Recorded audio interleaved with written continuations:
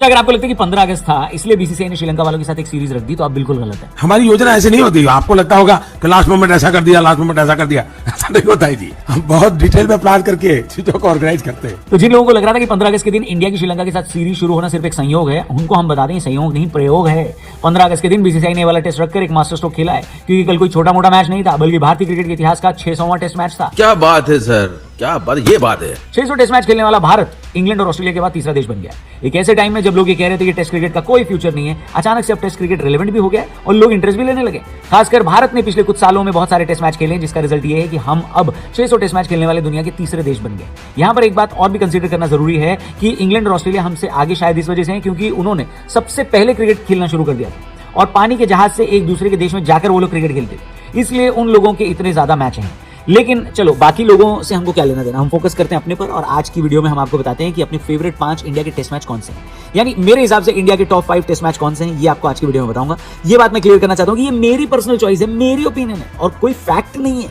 इसीलिए अगर आपको इस लिस्ट में कोई टेस्ट मैच पसंद ना आए या आपके हिसाब से कोई और मैच होना चाहिए तो आप कमेंट करके बता देना। रूड बिल्कुल मत होना, ठीक है? और गलत बात कमेंट बॉक्स में लिखने की बिल्कुल जरूरत नहीं, तो स्ट्रेस मत लिया करो यार। तो कहते हैं टेस्ट नंबर 5। इस लिस्ट में मेरे पास 1999 में 1999 में चेन्नई में हुआ India versus Pakistan test match है। इस टेस्ट मैच को सिर्फ इंडियन नहीं बल्कि पूरे टेस्ट इतिहास भी बहुत एक्साइटिंग मैच माना जाता है। इतना एक्साइटिंग, इतना इमोशनल और इतना ड्रामा भरा टेस्ट मैच शायद भारत की टेस्ट हिस्ट्री में और दूसरा ना हुआ हो।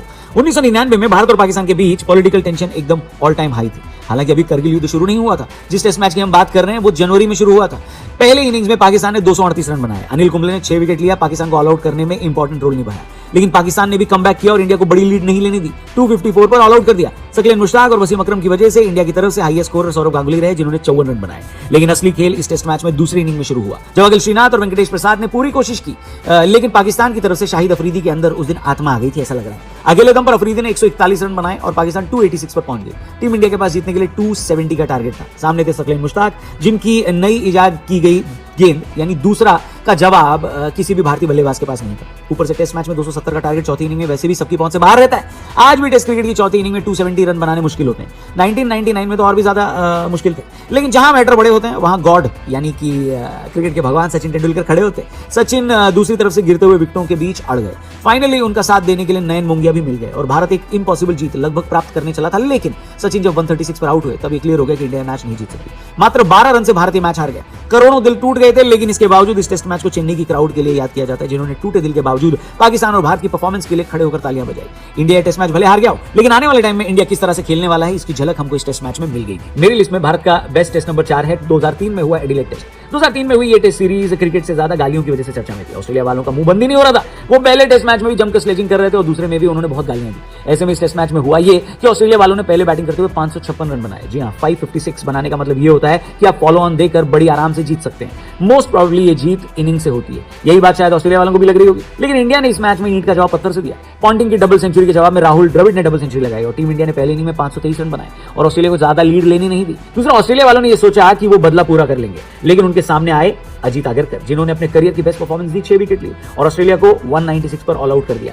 इंडिया को दूसरे इनिंग में जीतने के लिए 230 के आसपास का टारगेट मिला। एक बार फिर आपको बता दूं, ऑस्ट्रेलिया के खिलाफ ऑस्ट्रेलिया में टेस्ट क्रिकेट की चौथी पारी में 230 रन बनाना आसान नहीं होता। लेकिन भारत की दीवार राहुल द्रविड़ एक बार फिर खूंटा गाड़कर खड़े हो गए। 72 रन नॉट आउट बनाए और इंडिया को एक ऐतिहासिक जीत दिलवाई।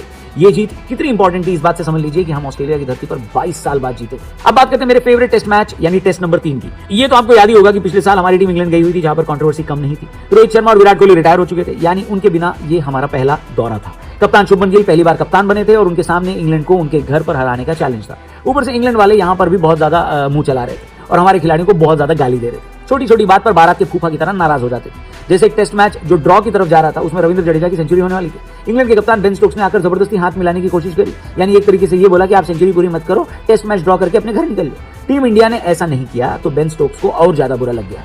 अगले मैच में भारत जीत के बहुत करीब था, लेकिन सिराज जो जडेजा के साथ बैटिंग कर रहे थे और अच्छी बैटिंग कर रहे थे, उन्होंने बॉल डिफेंड भी कर ली, लेकिन बॉल रोल करके स्टंप पर जा लगी। सिराज बेहद निराश हो गए, वहीं बैठ गए। लेकिन क्रिकेट सबको बराबरी करने का मौका देता है दोस्तों। आखिरी टेस्ट मैच के आखिरी इनिंग में सिराज का जलवा था, लेकिन सिराज के अलावा और कोई भी बॉलर सक्सेसफुल होता दिखाई नहीं दे रहा था। इसी वजह से 374 का पीछा करते हुए इंग्लैंड की टीम टारगेट के बेहद करीब आ गई। सिर्फ 7 रन बचे थे जीतने के लिए, लेकिन सिराज की बेहतरीन यॉर्कर ने इंग्लैंड की उम्मीद पर पानी फेर दिया। भारत ने यह टेस्ट सीरीज ड्रॉ कर ली और इस पूरी सीरीज में 180 से ज्यादा ओवर फेंकने वाले मोहम्मद सिराज भारत के सबसे बड़े हीरो बन गए। ये टेस्ट मैच शायद शायद बहुत लोगों की लिस्ट में टॉप 5 पर न रहे, लेकिन मेरे लिए ये टेस्ट मैच इसलिए डिफाइनिंग था क्योंकि बिना रोहित और बिना कोहली और बिना बुमराह के हम इंग्लैंड की बैंड बजाकर चले आए। अब बात करते हैं टेस्ट नंबर 2 की। मेरी लिस्ट में ये नंबर 2 पर है, लेकिन आपकी लिस्ट में नंबर 1 पर हो सकता है। कई लोग इसको आज तक सिर्फ इंडियन क्रिकेट में ही नहीं बल्कि वर्ल्ड क्रिकेट में सबसे हिस्टोरिक टेस्ट मैच मानते हैं। ईडन गार्डन में 2001 में हुए इस टेस्ट मैच को cricket world the greatest comeback in test history कहता है। इस टेस्ट मैच से पहले 124 साल के टेस्ट क्रिकेट के इतिहास में कोई भी टीम फॉलो ऑन खेलने के बाद टेस्ट मैच नहीं जीती थी। फॉलो ऑन खेलने का मतलब होता है कि टेस्ट मैच में बेहद खराब प्रदर्शन आपने किया है और उनको लगातार 2 इनिंग में बैटिंग करने के लिए मजबूर होना पड़ा।